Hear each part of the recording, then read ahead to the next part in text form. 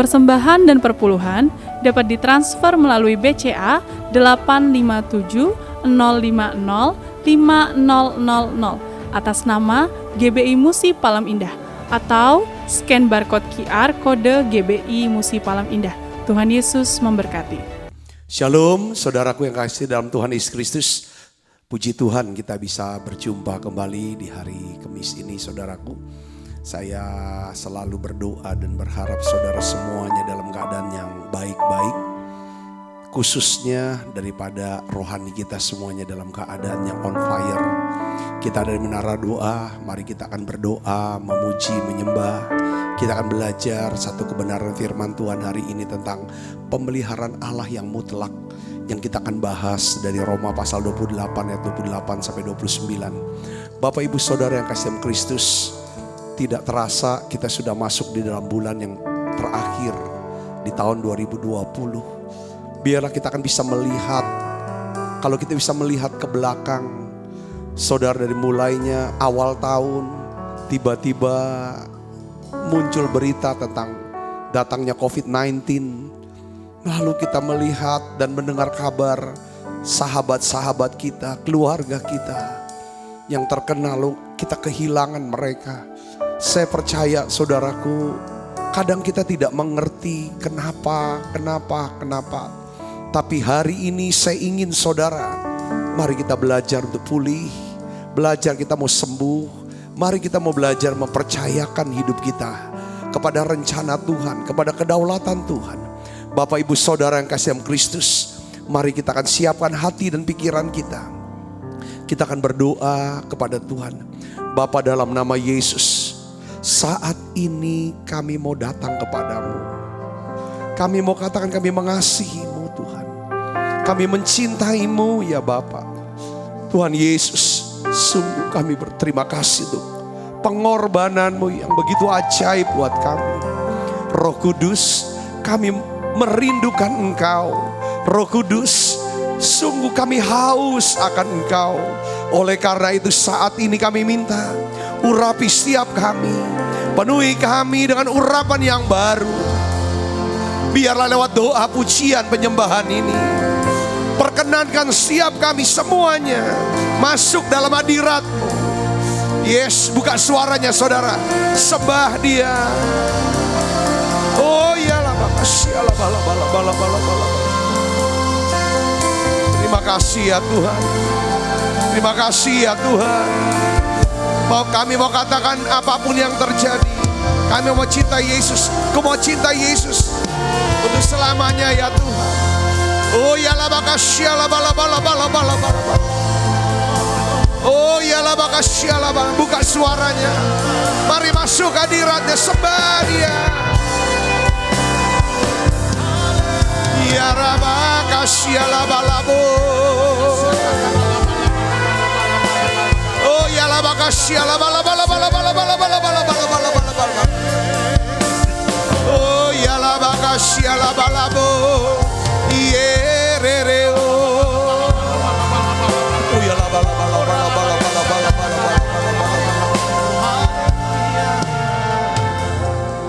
Terima kasih.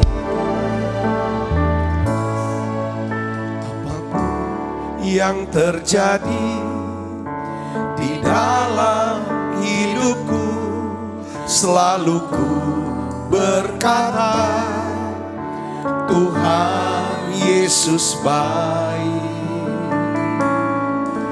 Dalam segala hal yang terjadi,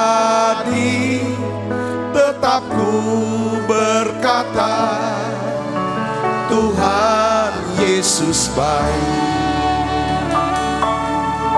Sekali lagi bersama-sama katakan, apapun yang terjadi, apapun yang terjadi di dalam hidupku, selalu ku berkata, Tuhan Yesus baik.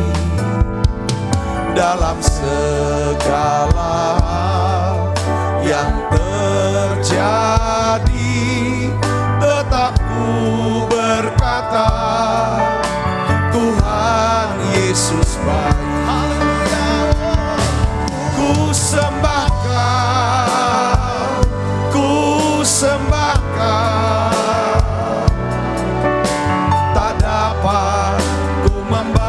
membalas kasih-Mu. Ku sembah Kau, ku sembah Kau Bapa. Ku rindu selalu menyenangkan.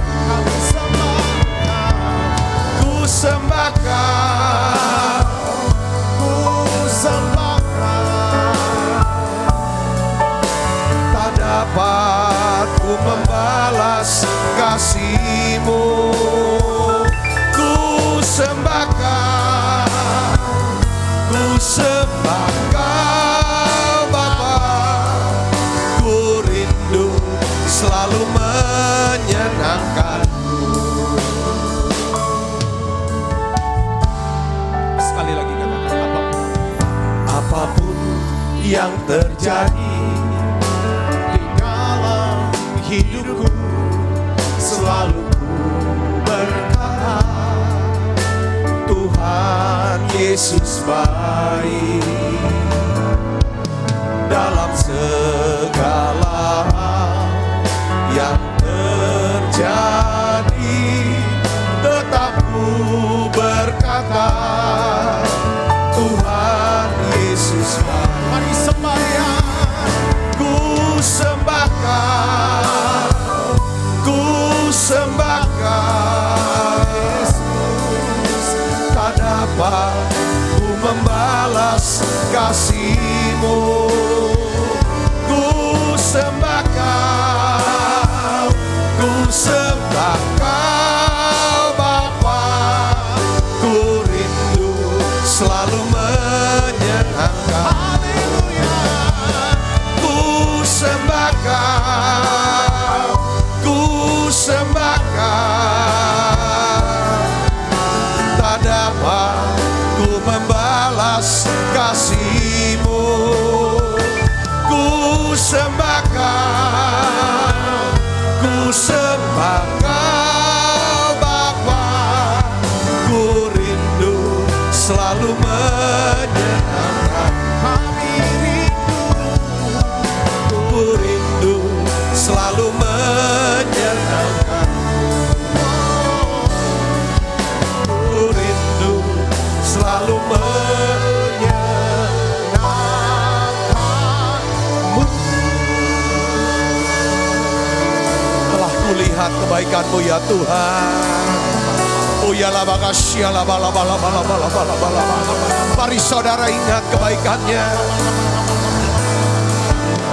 Kulihat kebaikan-Mu yang tak pernah habis di hidupku. Ku berjuang sampai akhirnya Kau dapati aku tetap setia. Telah kulihat kebaikan-Mu yang tak pernah habis di hidupku. Ku berjuang sampai akhirnya Kau dapati aku tetap setia. Telah kulihat kebaikan-Mu yang tak pernah habis di hidupku. Ku berjuang sampai akhirnya Kau dapati aku tetap setia. Tuhan, aku berdoa untuk setiap hamba-hamba-Mu yang melayani di Amerika Serikat ya Tuhan. Hari ini ya Tuhan, pada saat ini Tuhan, waktu malam hari di Amerika, waktu pagi ya Tuhan, biarlah saat ini juga ya Tuhan kami minta perlindungan-Mu ya Tuhan, pemeliharaan-Mu buat setiap hamba-hamba-Mu, untuk setiap anak-anak-Mu ya Tuhan. Biarlah ya Tuhan Kau pelihara mereka Tuhan. Tuhan lindungi mereka Yesus. Turunkan berkat-Mu secara rohani, jasmani, sosial maupun keuangan. Tuhan Yesus, pakai mereka ya Tuhan. Banyak jiwa diselamatkan. Biarlah ya Tuhan para hamba-hamba Tuhan ini terus berjaga-jaga buat jiwa-jiwa ya Tuhan. Aku berdoa ya Tuhan Yesus, terus ya Tuhan kuatkan mereka.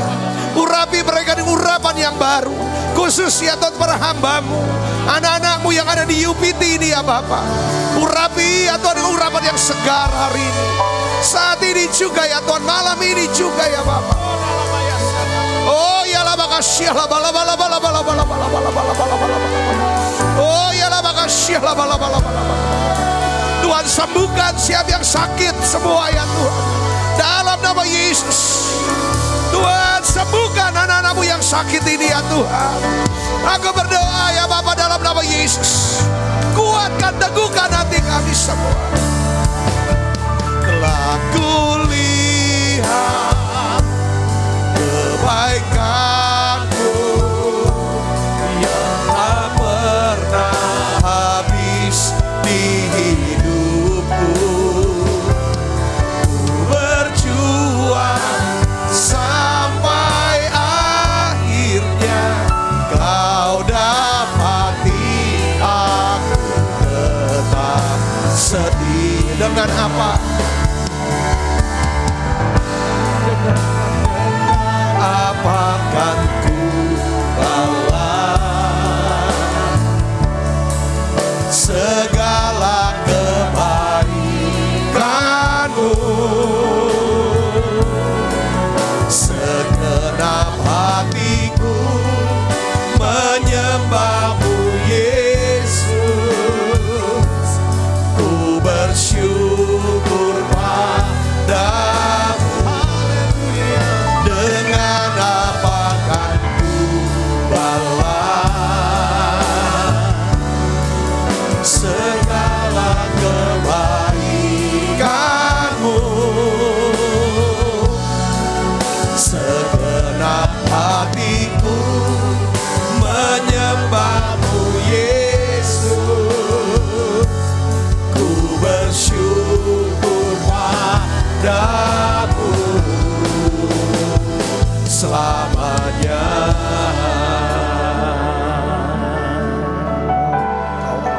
Terima kasih. Kau Allah yang setia. Kau yang setia.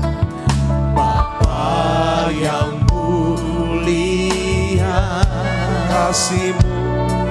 Kasih-Mu besar Tuhan. Kau pulihkan hidupku. Kaulah harapanku. Kaulah harapanku. Hidupku dalam-Mu.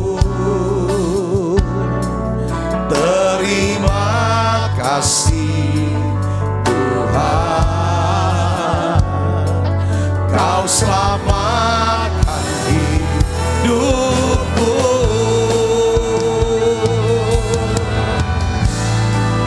Dengan apakan ku balas segala kebaikan-Mu. Segenap hatiku menyembah-Mu Yesus. Ku bersyukur padamu. Dengan apakan ku balas. Tuhan terima kasih. Segala kebaikan. Terima kasih segala kebaikan-Mu Tuhan. Segenap hatiku kami mau sembah Engkau menyembah-Mu Yesus. Ku bersyukur padamu selamanya. mau cinta Engkau Tuhan. Kasih Tuhan. Ku mau cinta Yesus selamanya. Ku mau cinta Yesus selamanya. Meskipun badai silih berganti dalam hidupku, ku tetap cinta Yesus selamanya. Ku mau cinta Yesus selamanya. Ku mau cinta Yesus selamanya. Meskipun badai silih berganti dalam hidupku, ku tetap cinta Yesus selamanya.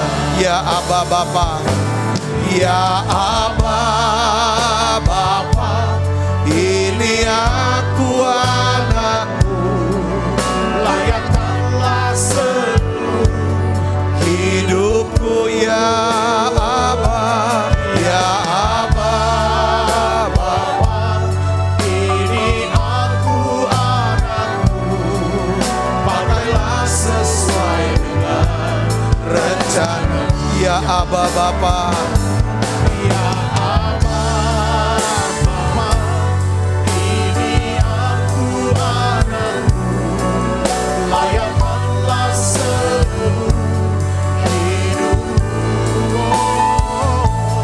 Ya Aba Bapa, ini aku anakmu, pakailah sesuai dengan rencana. Saudara, tiap kali nyanyi lagu ini, ada salah seorang jemaat beberapa waktu yang lalu, sudah cukup lama saudara. Memang sejak dia kenal Tuhan, dia sudah kena sakit ginjal saudaraku. Dia begitu punya iman yang luar biasa kuat. Keluar masuk rumah sakit si bapak ini. Ini jadi sahabat saya saudaraku, dia sehat, diajak makan, kita ngobrol dan lain sebagainya, kami doa bareng. Dan uniknya saudara, beliau ini adalah ya kan cuma tahu satu lagu karena dia baru Kristen. Ya, di masa tua dia diselamatkan saudaraku ya. Ya, dia cuma tahu satu lagu. Lagunya apa? Ya lagu ini. Ku mau cinta Yesus. Tapi kalau dia yang nyanyi saudara, dia nyanyi bareng, kita bareng, itu kita rasa banget hadirat Tuhan. Kok bisa? Saya sering nyanyi lagu ini. Ya kan? Kok beda dengan dia nyanyi? Dia bilang aku cuma dengan logat yang pelok. Saya bilang pelok ya. Dia ngomong, aku gak bisa nyanyi lagu yang lain, aku cuma tahu lagu ini. Saudara, keluar masuk rumah sakit. Saudaraku, ketika satu hari saya besuk dia, dia bilang, Pak Sabta kita nyanyi yuk lagu, aku mau cinta Yesus. Aku mau tetap cinta Yesus.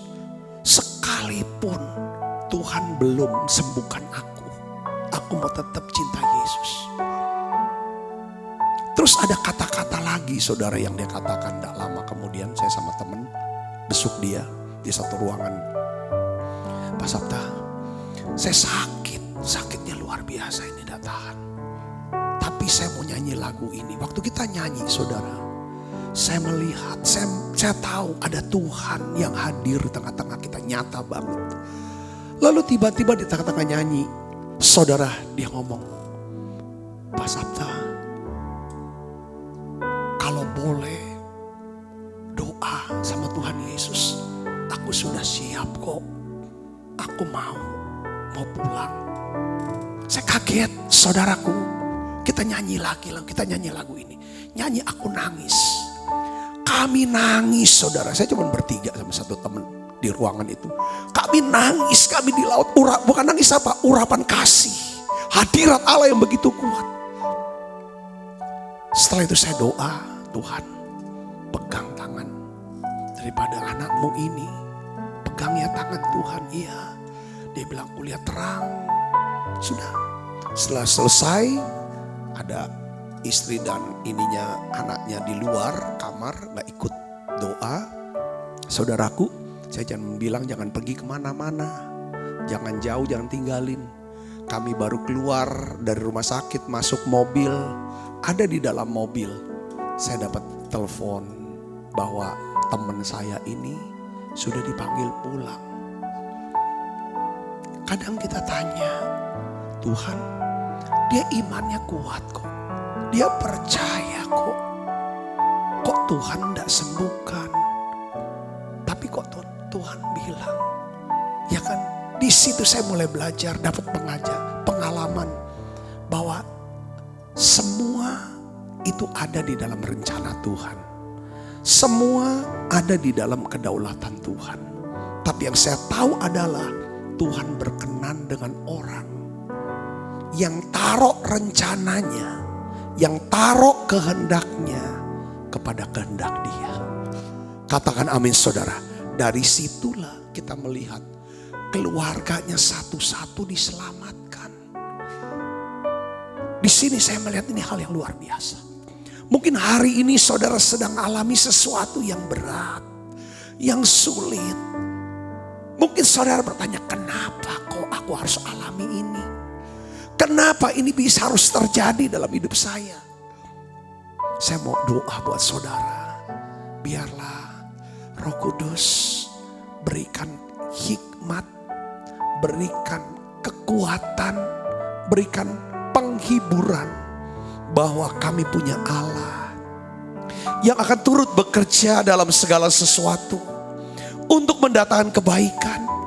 Karena kami orang-orang yang mengasihi Tuhan dan kami orang-orang yang mau hidup sesuai dengan rencana Tuhan. Bapa, dalam nama Yesus, biarlah ya Tuhan sikap hati kami, reaksi kami adalah kami ingin benar di hadapan Tuhan. Kami mau benar di hadapan Tuhan. Kami mau menyenangkan hati Tuhan. Bapa, dalam nama Yesus, kalau ada anak-anak-Mu harus lewati ya Tuhan masa-masa sulit, harus terbaring di rumah sakit, harus bergumul dan berjuang ya Tuhan dengan penyakitnya.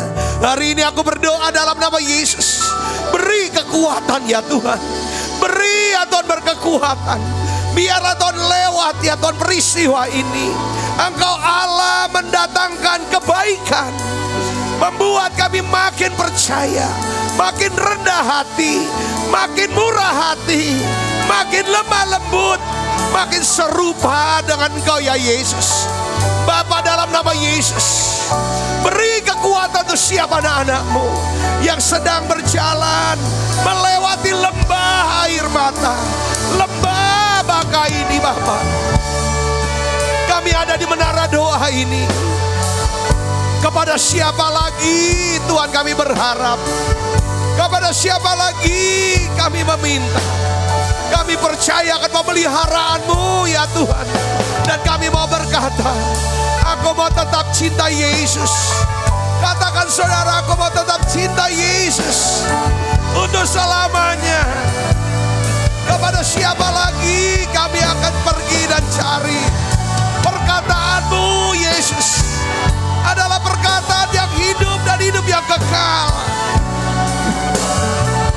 Oh ya lah, makasih lah, Tuhan, hiburan anak-Mu Yesus. Siapa anak-Mu ya Tuhan Yesus. Terima saudara jamaah dan urapannya.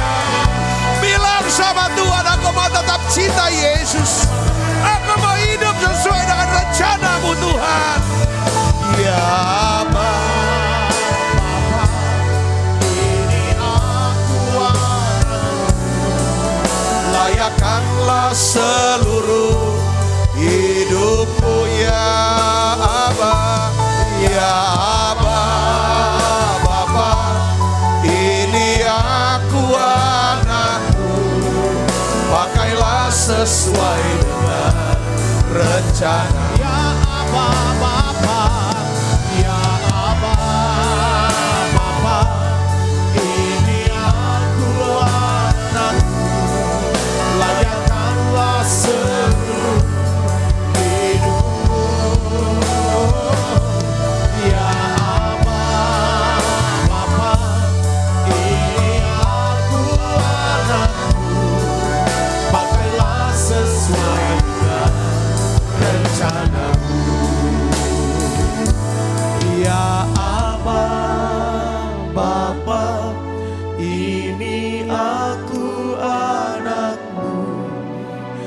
Layakanlah seluruh hidupku ya Aba, ya Aba Bapa.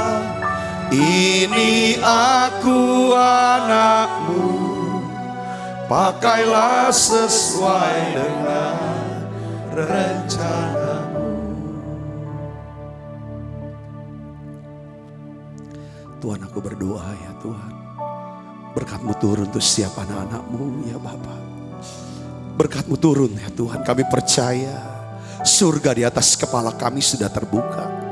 Tuhan sedang curahkan ya Tuhan urapan kasih-Mu, berkat rohani, jasmani ya Tuhan, berkat sosial dan berkat keuangan. Tuhan memberkati setiap kami, ajar kami ya Tuhan, bahwa Engkau Allah turut bekerja dalam segala sesuatu untuk mendatangkan kebaikan buat setiap kami ya Tuhan yang mengasihi Tuhan. Ya, buat setiap kami yang terpanggil sesuai dengan rencana-Mu ya Tuhan. Terima kasih Tuhan, terima kasih. Terima kasih, urapi hamba-Mu untuk dapat menyampaikan pesan firman-Mu dalam bahasa yang sederhana dan mudah dimengerti. Dalam nama Yesus, semoga kita yang siap menerima firman dan hati gembira, sama-sama katakan amin. Silakan saudaraku. Shalom, puji Tuhan. Saya ingin sharingkan satu tema tentang pemeliharaan Allah. Saudara, tentang pemeliharaan Allah yang mutlak dalam kehidupan kita. Pemeliharaan Allah yang sempurna dalam hidup kita.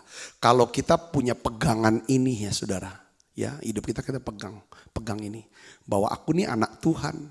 Aku ini dikasihi Tuhan.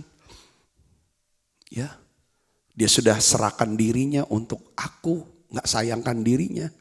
Dia pasti pelihara aku. Ini dahsyat banget saudara. Ya. Oleh karena itu di dalam Roma 8 ayat 28, saudaraku, kita akan baca sama-sama. Ya, ayat ini benar-benar merupakan satu penghiburan dan penguatan bagi setiap kita yang sedang menghadapi pencobaan hari-hari ini, saudaraku. Mari kita akan baca sama-sama. 1, 2, 3. Kita tahu sekarang bahwa Allah turut bekerja dalam segala sesuatu untuk mendatangkan kebaikan bagi mereka yang mengasihi Dia, yaitu bagi mereka yang terpanggil sesuai dengan apa? Rencana Allah.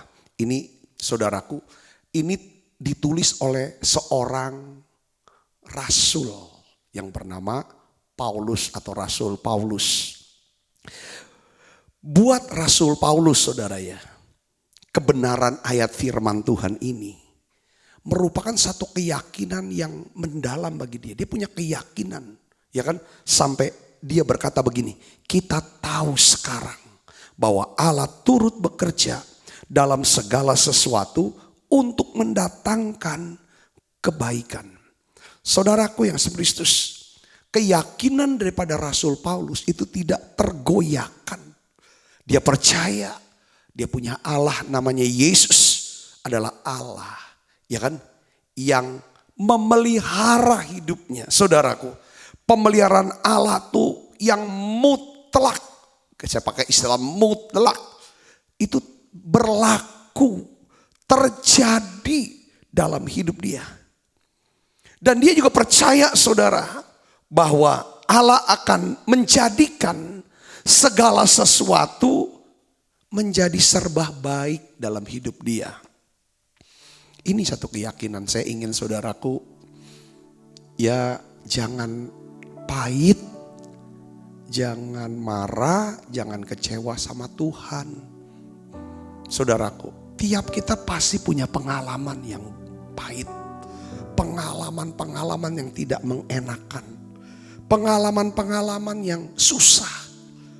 Tapi kalau kita pegang ayat firman Tuhan ini, boleh saudara bisa ngikutin saya. Kita tahu sekarang, katakan sama-sama dengan saya, kita tahu sekarang bahwa Allah turut bekerja dalam segala sesuatu untuk mendatangkan kebaikan bagi mereka yang mengasihi Dia, yaitu bagi mereka yang terpanggil sesuai dengan rencana Allah.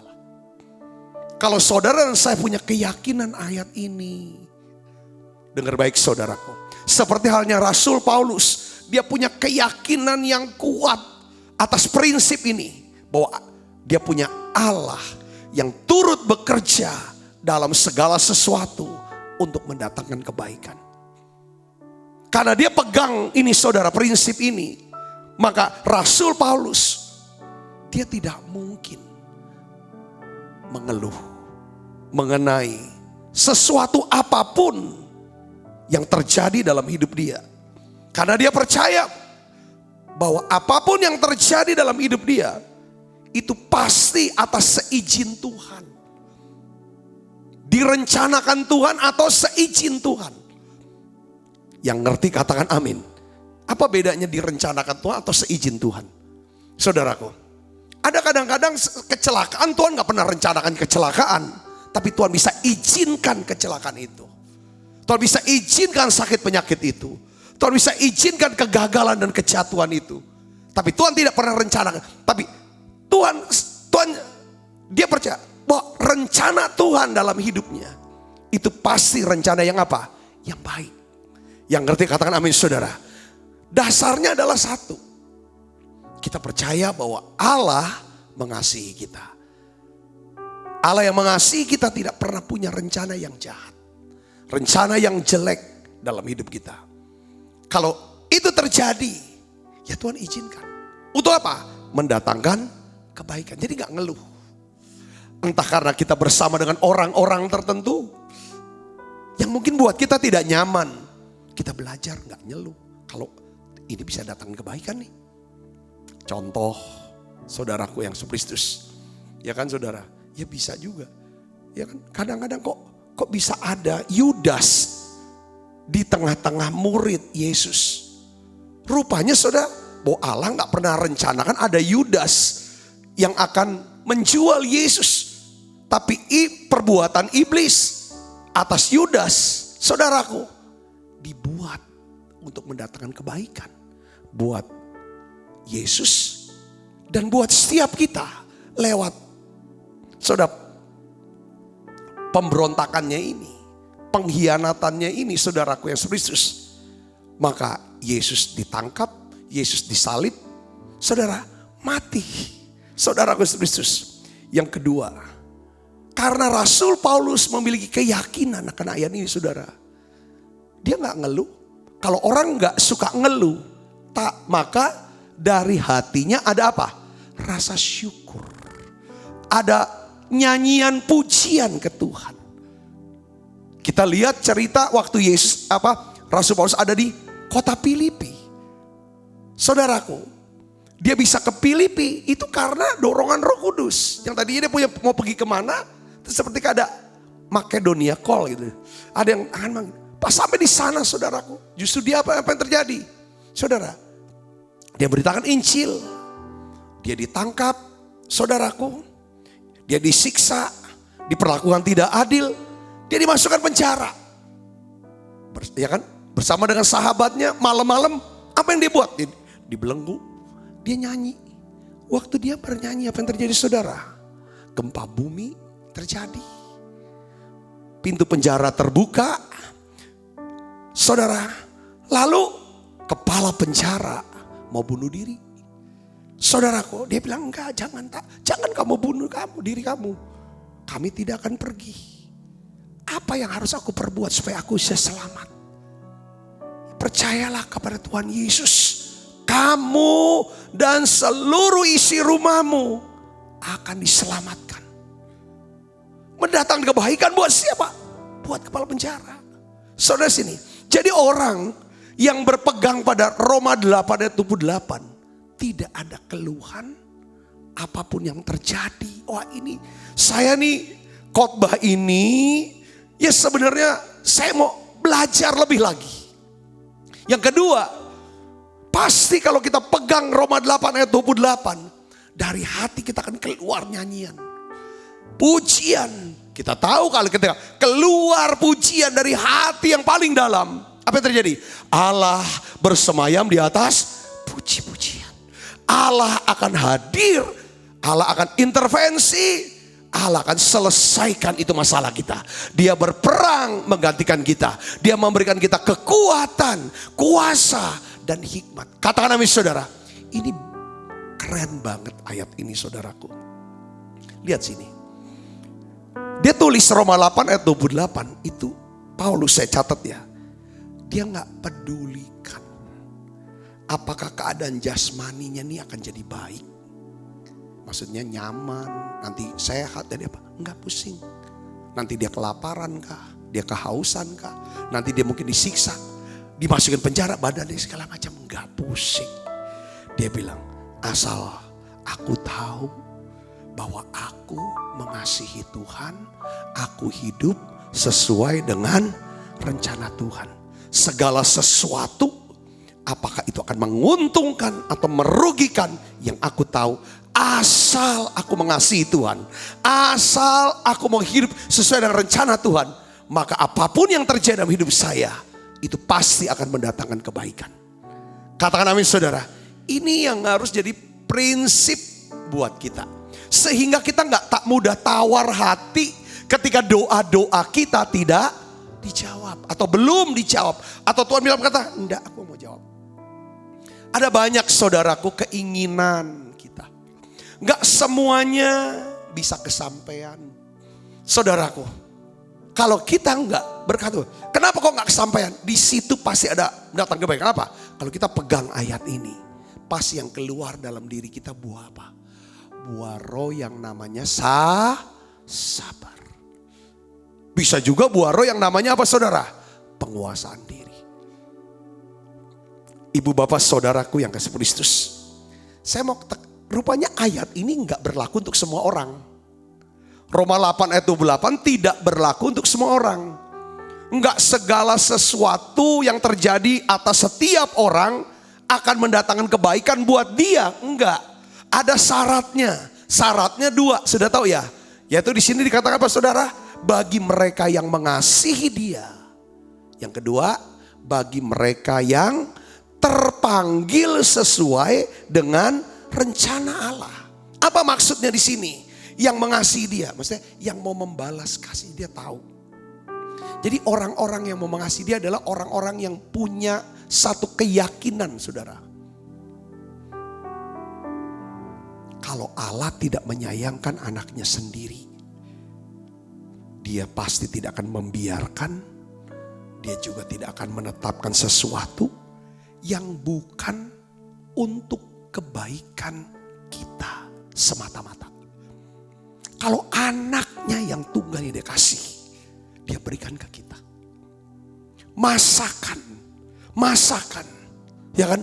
Dia membiarkan kita atau menetapkan sesuatu yang tidak mendatangkan kebaikan.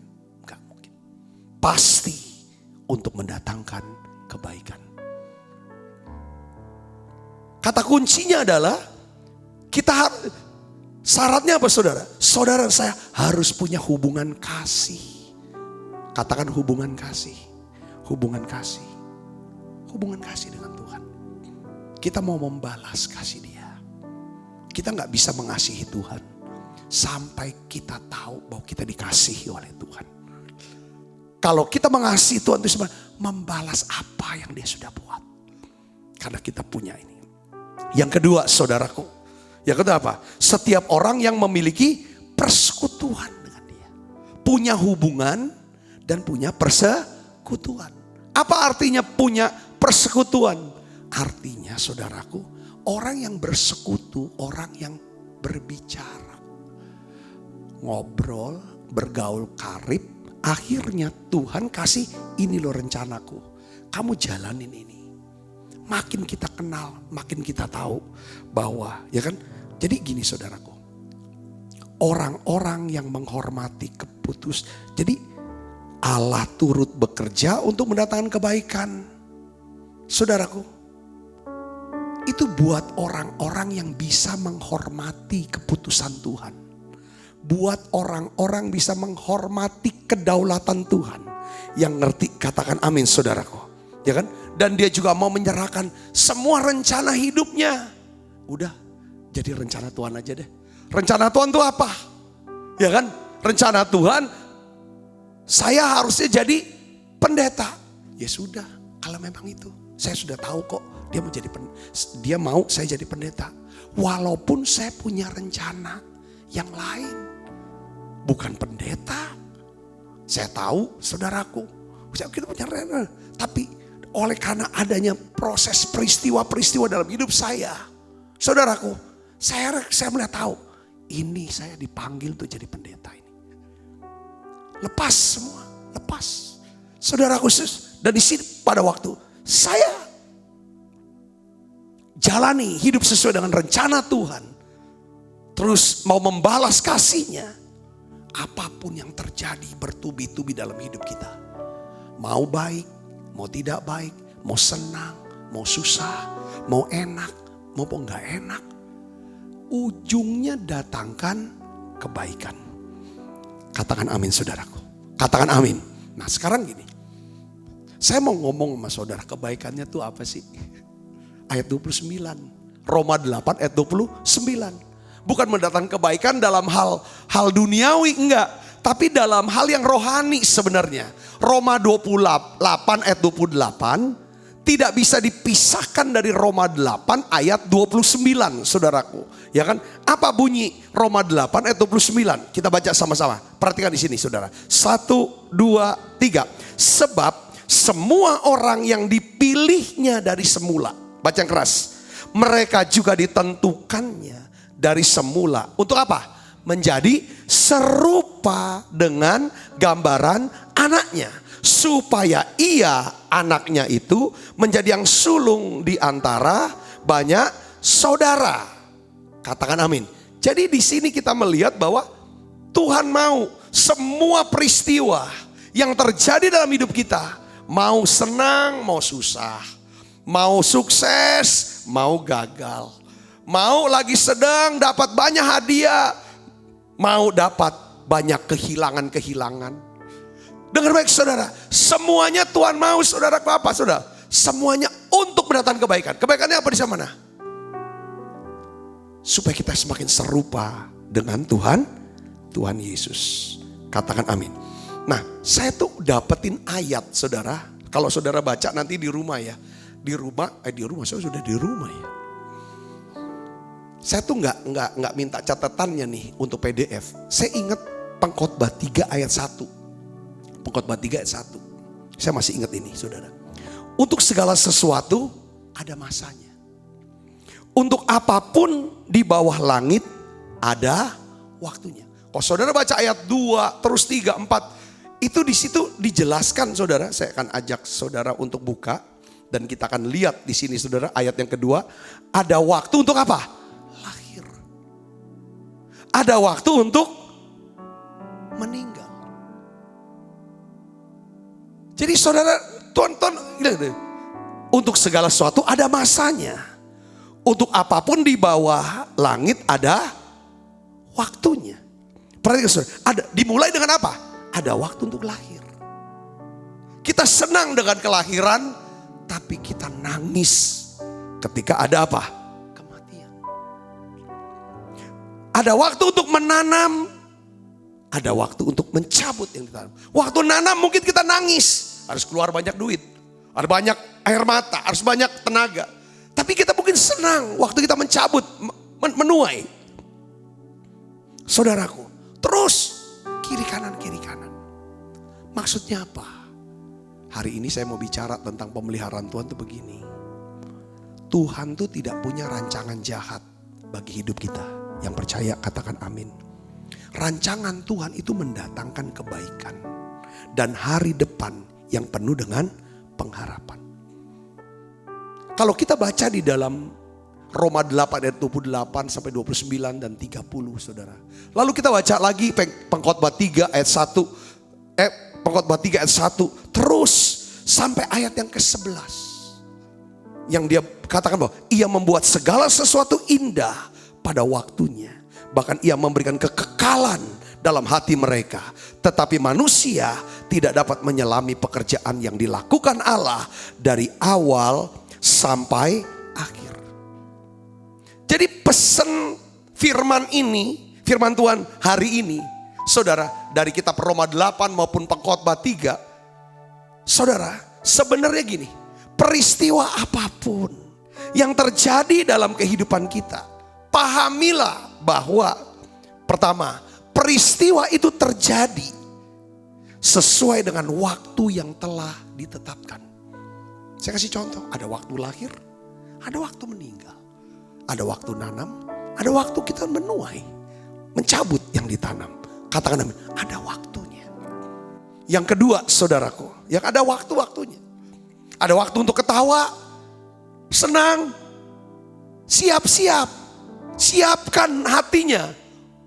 Karena ada waktu untuk apa? Nangis.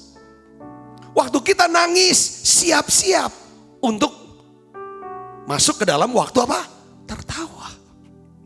Itulah siklus yang kita, tetapi bukan soal kejadian-kejadiannya ini yang penting. Kalau kita orang yang mengasihi Tuhan, kalau kita orang yang hidup sesuai dengan panggilan dan rencana Tuhan, pastilah di dalam semua peristiwa itu akan ada pengalaman yang bisa kita petik. Salah aku nih apa? Apa yang harus saya pelajari? Apa yang harus saya evaluasi? Yang saya harus eliminasi? Yang harus saya koreksi? Apa yang harus menjadi determinasi saya, ketekad saya lewat peristiwa ini? Saudaraku, oh gitu ya. Peristiwa apa? Kita digituin orang, diperlakukan orang, segala macam. Atau kita mengalami sesuatu yang tidak enak. Entah orang, entah keadaan, entah tempat dan lain sebagainya. Yang tidak enak. Tuhan turut bekerja. Tapi Tuhan juga mau saudara petik itu. Karena Tuhan bilang, saudaraku, ya kan bahwa segala sesuatu itu akan turut bekerja. Allah turut bekerja. Kalau dia bekerja, pasti dia bicara sama kita. Dia ngajar, dia nuntun. Lihat ya Sabta ya. Kau ngalami ini. Atau kadang-kadang kita bisa belajar dari pengalaman orang. Katanya kalau kita belajar dari pengalaman kita sendiri, kita ini orang pinter. Tapi kalau kita belajar dari pengalaman orang, reaksi orang, sikap orang menghadapi sesuatu, kita jadi orang bijaksana. Katakan amin saudara. Apapun perlakuan orang kepada kita, entah itu negatif atau positif, kita bisa belajar. Ibu bapak di sini katakan amin. Dan di dalam peristiwa itu pasti ada apa? Kebaikan, keberuntungan yang disediakan Tuhan di balik semua peristiwa yang kita alami. Jadi di dalam peristiwa apapun yang terjadi dalam hidup kita akan mempertemukan kita pada sebuah tujuan yang akan mendatangkan sukacita, kegembiraan, dan kegirangan. Yang percaya katakan amin saudara. Yang percaya katakan amin. Nah, oleh karena itu saya mau tekankan di sini poinnya gini. Allah turut bekerja dalam segala sesuatu untuk mendatangkan apa? Kebaikan. Saudara percaya Tuhan bekerja untuk mendatangkan kebaikan? Katakan amin saudara. Bukan cuma untuk datang kebaikan. Rencana Allah itu juga saudara serasi. Apa sih serasi? Serasi itu gini saudara. Komposisinya pas, cocok. Kalau dicampur, diaduk. Saya kasih contoh tentang serasi itu begini saudaraku. Ya kan? Segala sesuatu di dalam hidup kita itu seperti ada satu pola. Polanya gitu saudara. Makanya kita bilang harus petik pelajaran nih. Hari ini kita belajar apa? Ketemu si A, ngalami sesuatu, pelajar. Pas sore, malam kita duduk lagi, bawa ke Tuhan. Pelajaran apa yang kita petik? Firman apa yang kita meresponnya, bereaksinya, apakah sudah sesuai firman? Karena kita ini adalah orang apa? Mengasihi dia. Kita adalah orang yang apa? Hidup sesuai rencana. Kita bisa tahu rencana Tuhan dari mana? Dari kehendak Tuhan. Kita bisa tahu kehendak Tuhan dari mana? Dari firman Tuhan. Yang mengerti katakan amin. Jadi peristiwa-peristiwa dalam kehidupan kita itu saling berkaitan saudaraku. Kita harus tahu bahwa Allah itu sebagai sutradara yang punya skenario yang luar biasa.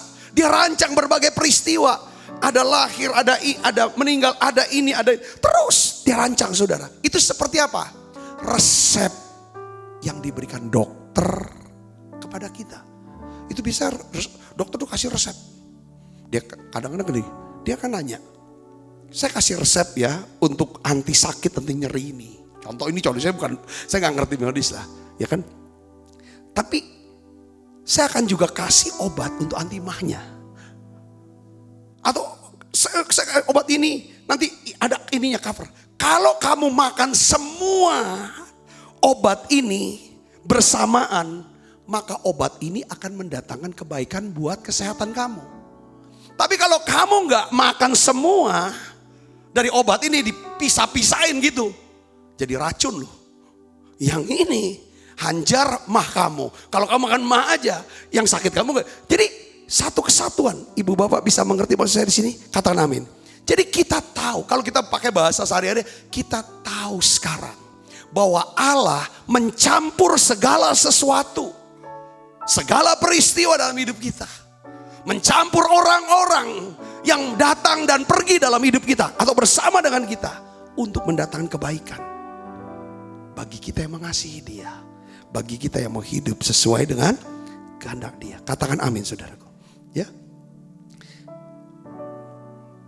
Kadang kita selalu pikirnya gini, kalau kita ingat pasti hanya orang yang pernah nuntun kita. Saya sering kalau sharing tuh ngobrol, kalau kita bisa ada di posisi hari ini, entah saudara dalam karir kah, dalam bisnis saudara, dalam pelayanan kah, atau dalam hidup saudara, posisi itu, posisi mungkin dalam hal keuangan kah, atau dalam hal saudara bisa jadi ini jadi itu, punya ini punya itu, bisa kesana kesana, dan bisa ada hari ini.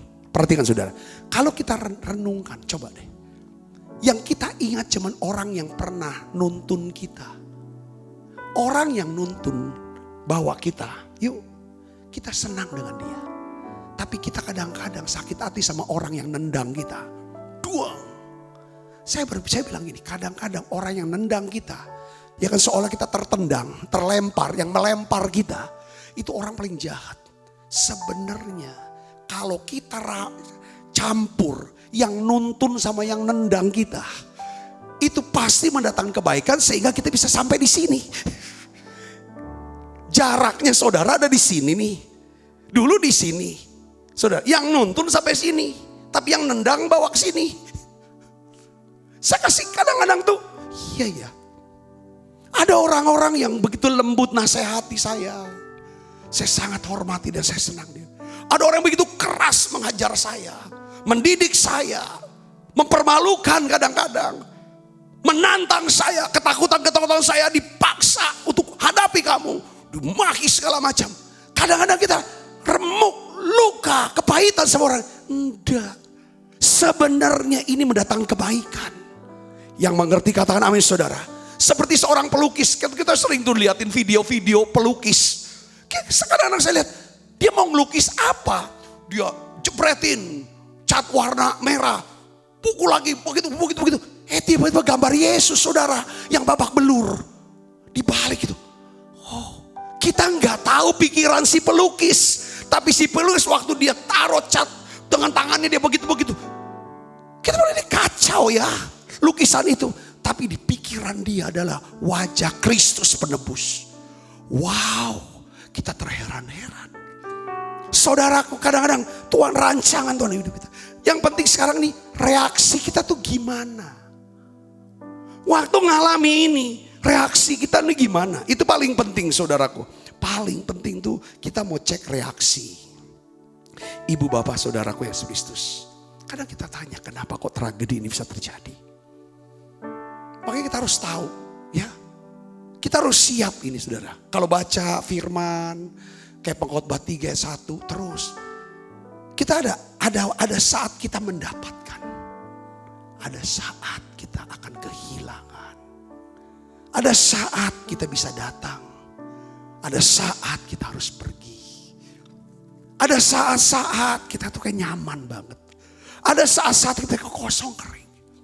Tapi bukan soal peristiwanya ini. Kita harus tahu. Kalau kita orang yang mengasihi Tuhan. Kalau kita mau hidup sesuai dengan rencana Tuhan. Adakah pelajaran kita bisa petik dari itu? Pasti mendatangkan kebaikan. Kebaikan apa? Oh iya ya, dengan peristiwa ini. Aku menjadi lebih rendah hati.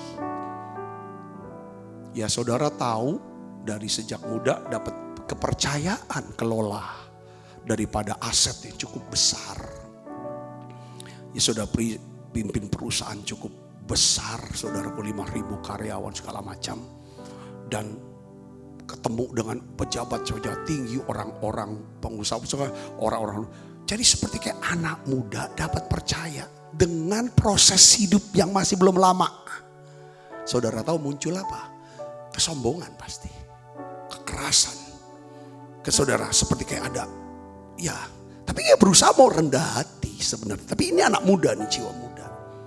Tapi setelah Tuhan panggil saya juga di masa muda. Saudaraku, saya pegang 27, 33. Tuhan ini kan dan jadi pendeta lalu 30 berapa. Saya langsung full. Pada waktu saya ambil keputusan jadi pendeta full time. Pada saat itu saya melihat banyak sekali peristiwa-peristiwa yang buat saya gak enak. Tapi justru mendatangkan kebaikannya bukan sisi keuangan. Bukan sisi yang lain. Tapi sisi apa saudara? Yang di dalam ini rupanya. Yang di dalam ini disiapin. Supaya lebih lemah lembut. Lebih rendah hati. Lebih murah hati. Katakan amin saudaraku. Apa reaksi? Apa sikap?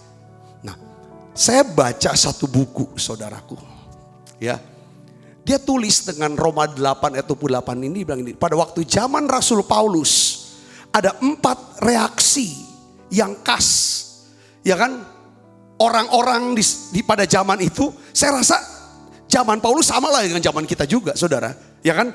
Terhadap kesulitan ada 4. Pertama adalah sikap golongan orang-orang Epikuros. Epikuros ini dia berkata begini. Marilah kita makan dan minum. Karena besok kita akan mati. Setelah kita mati, itu gak ada sorga, gak ada neraka.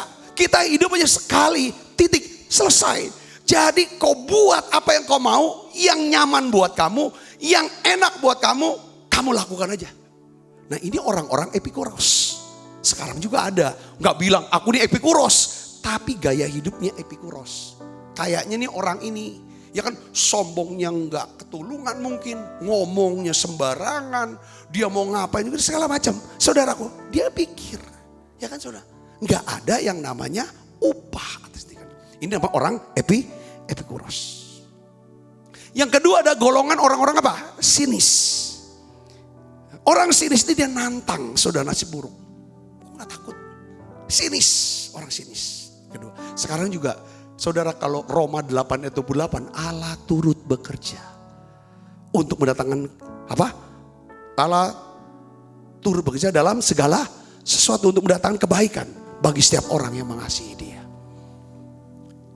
Kalau orang hatinya udah jauh dari Tuhan ya saudara. Orang yang hatinya udah dingin.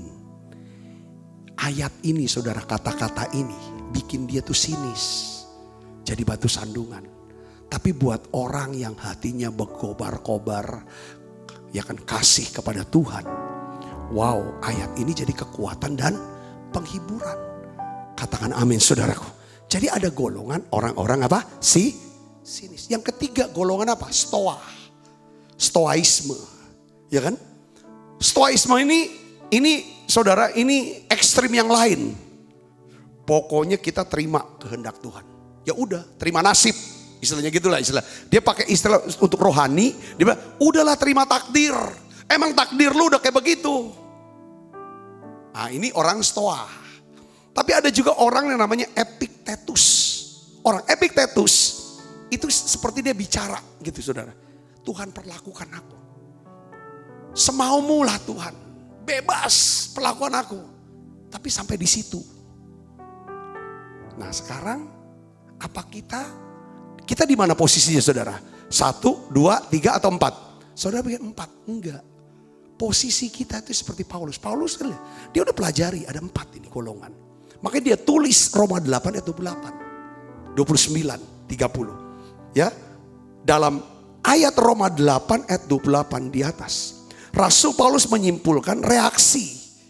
Sikap yang seharusnya dibuat oleh orang Kristen. Apa saudaraku? Jadi kalau kita nih sama yang contoh virus corona nih sekarang nih. Aku enggak takut sama virus corona. Ya enggak? Oh enggak, nantang gitu. Kita enggak. Roma 8 ayat 28 tidak dimaksudkan untuk sikap menantang, cuek, atau bahkan ya udah terima aja. Enggak. Tapi kita sebagai orang Kristen, reaksi kita menghadapi segala sesuatu khusus yang buruk adalah apa? Harus terima dengan apa? Sukacita. Karena kita percaya, kita tahu bahwa Allah turut bekerja dalam segala sesuatu, ya kan? Baik atau buruk, pasti untuk mendatangkan kebaikan. Katakan amin, saudara. Katakan amin. Saudaraku yang sepristus, saya akan tutup dengan satu kisah. Kisah ini namanya kisah Yusuf. Saudara sudah tahu banget dah tentang Yusuf ini. Itu jelas banget tentang pemeliharaan Allah yang sempurna, yang mutlak atas hidup Yusuf, saudaraku. Kita lihat, ya kan, tragedi demi tragedi. Sebenarnya musibah demi musibah yang terjadi dalam hidup dia. Sepertinya saudaraku, dia dibuang dari rumahnya. Saudaraku, dia dijual jadi budak. Lalu dia dipenjara secara tidak adil, saudara. Sebenarnya sukar buat Yusuf, ya kan, untuk dapat melihat bahwa peristiwa-peristiwa ini bekerja sama untuk mendatangkan kebaikan bagi hidup dia. Susah buat saudara. Tetapi saya melihat karena ini orang yang bisa menjadi contoh. Roma 8 ayat 28. Bahwa Allah turut bekerja untuk mendatangkan kebaikan. Dengar baik. Bagi orang yang apa? Yang mau membalas kasih Allah. Yang mau hidup sesuai dengan rencana. Kata-kata ini dalam hampir 30 menit saya ulang terus. Supaya itulah kita. Itulah saya. Itulah saudara. Itulah untuk kita semua. Katakan amin. Kalau Tuhan turut bekerja. Dengar baik saudara. Pasti untuk mendatangkan kebaikan. Yang mengerti katakan amin saudaraku. Perhatikan di sini. Ini contoh yang luar biasa kisah Yusuf ini. Contoh Roma 8:28. Ketika Yusuf ketemu dengan kakak-kakaknya saudaraku. Yang ingin membeli gandum, membeli makanan di Mesir. Yusuf sudah jadi Perdana Menteri di Mesir. Yusuf sudah menjadi tangan kanan daripada Firaun. Firaun mempercayakan Yusuf untuk mengelola kelimpahan dan mengelola di masa-masa kelaparan saudaraku. Kakak-kakaknya datang ke Mesir untuk membeli gandum. Saudara, singkat cerita, saudara, pada akhirnya Yusuf menyatakan diri bahwa aku ini Yusuf, adikmu, saudaramu. Gimana dengan bapak? Ya kan, akhirnya dia panggil bapaknya.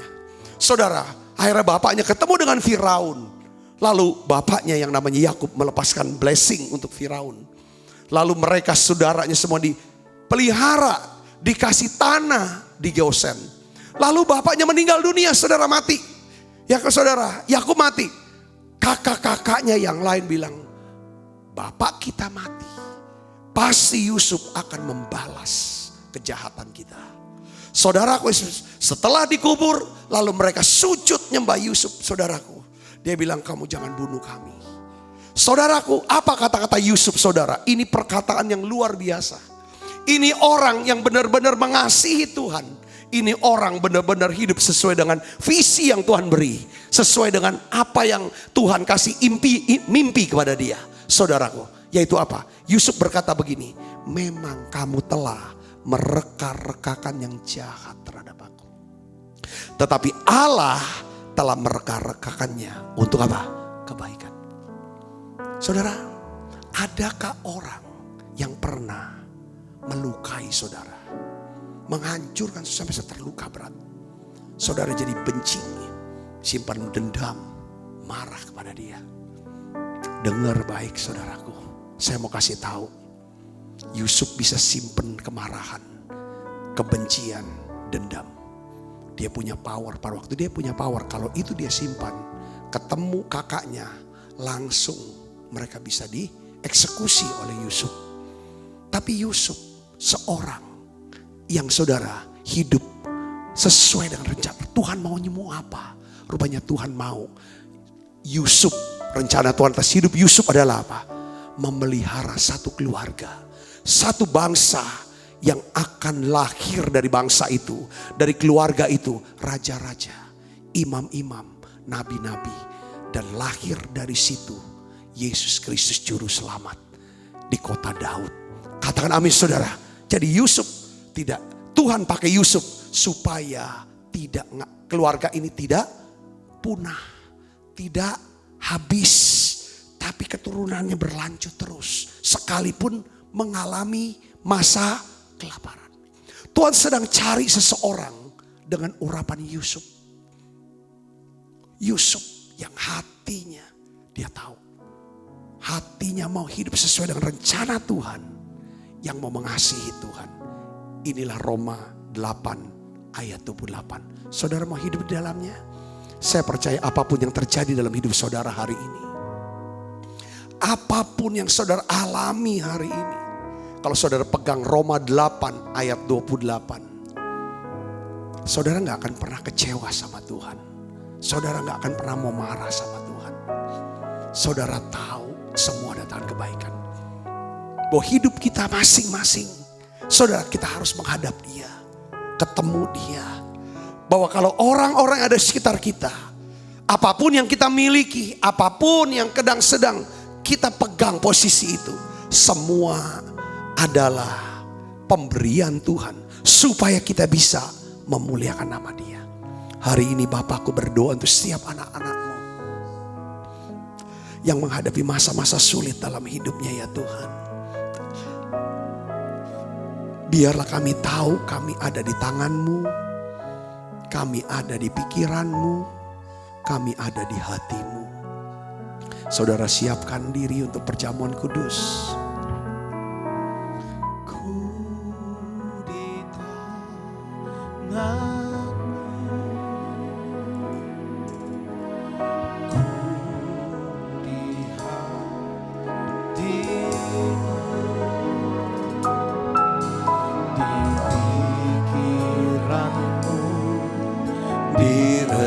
Rencanamu tak pernah ku sendiri.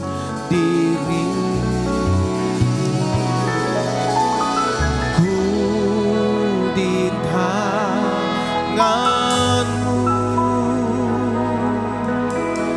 ku di hati-Mu.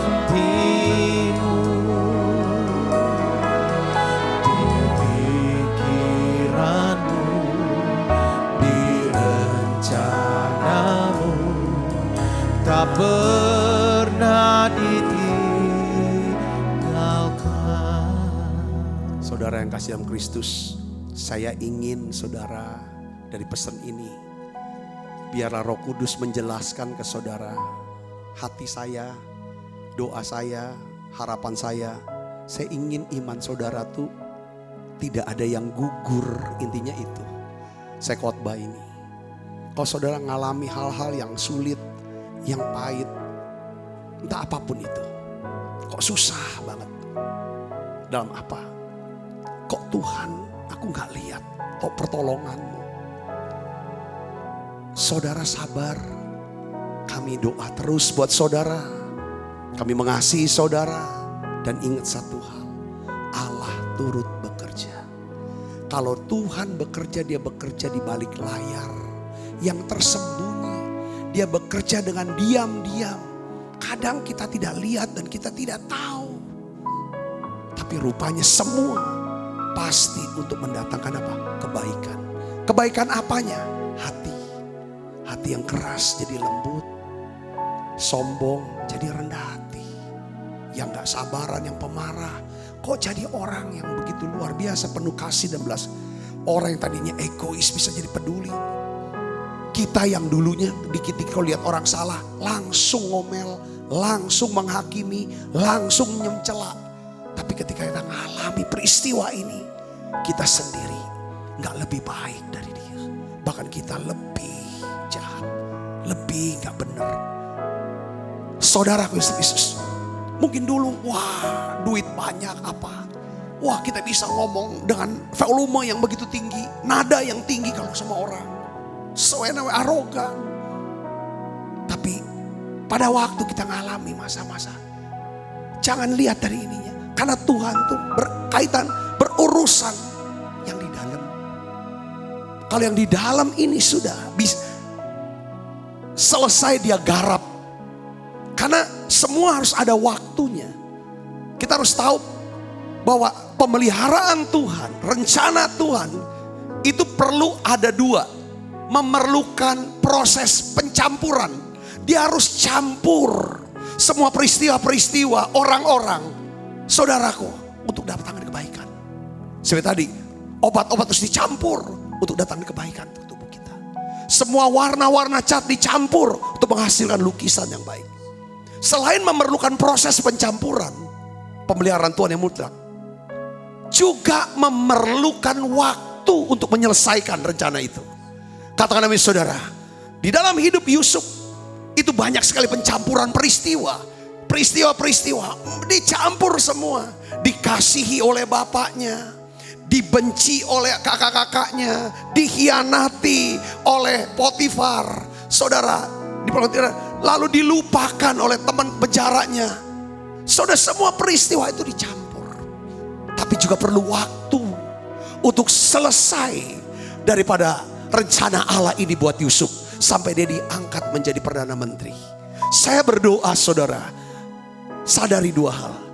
Rencana Allah, pemeliharaan Allah dalam hidup kita itu dua proses. Pertama proses apa? Pencampuran. Yang kedua proses apa?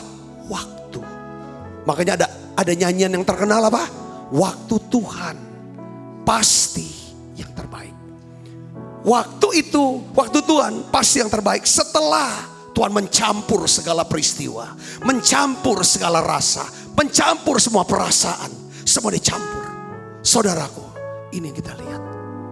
Saya melihat dulu, coba saudara kenangkan kebaikan Tuhan. Iya, kalau dia tidak pecat aku, kalau aku tidak di PHK, kalau aku tidak pernah sakit, lalu mengalami kegagalan dalam studi, kalau aku gak pernah di drop out sekolah, kalau aku gak pernah dikeluarkan dari pekerjaan, mungkin aku gak sampai di titik ini. Hari ini Bapa, dalam nama Yesus, aku berdoa ya Tuhan, lewat perjamuan kudus ini,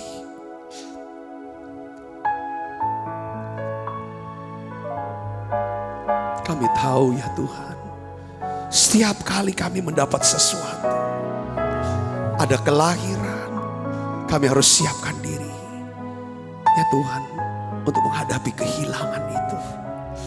Bapa, di dalam nama Yesus, tapi yang kami tahu adalah Tuhan mendatangkan kebaikan supaya kami semakin serupa dengan Kristus, supaya kami semakin serupa dengan Tuhan.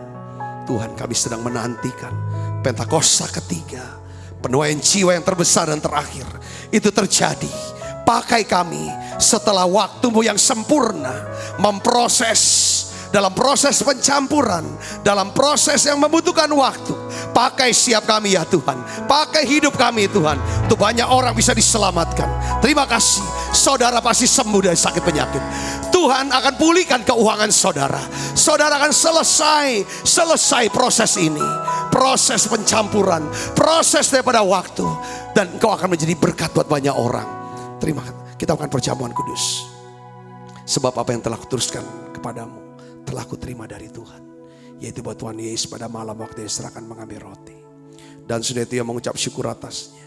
Ia memecah-mecahkannya dan berkata, inilah tubuhku yang diserahkan bagi kamu. Perbuatan ini menjadi peringatan akan aku. Saudaraku, bukankah roti tangan kita ada persoalan kita dengan tubuh Kristus? Mari kita makan dalam.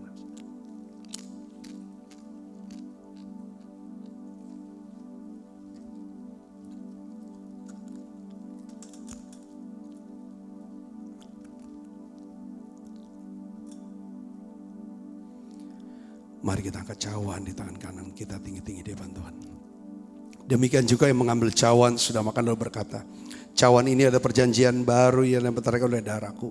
Perbuatlah ini setiap kali kamu meminumnya menjadi peringatan akan aku. Saudaraku, bukankah cawan perjanjian ini yang atasnya kita ucapkan syukur ada persoalan kita dengan darah Kristus. Mari kita minum dalam. Terima kasih untuk pemeliharaan dalam hidup kami ya Tuhan.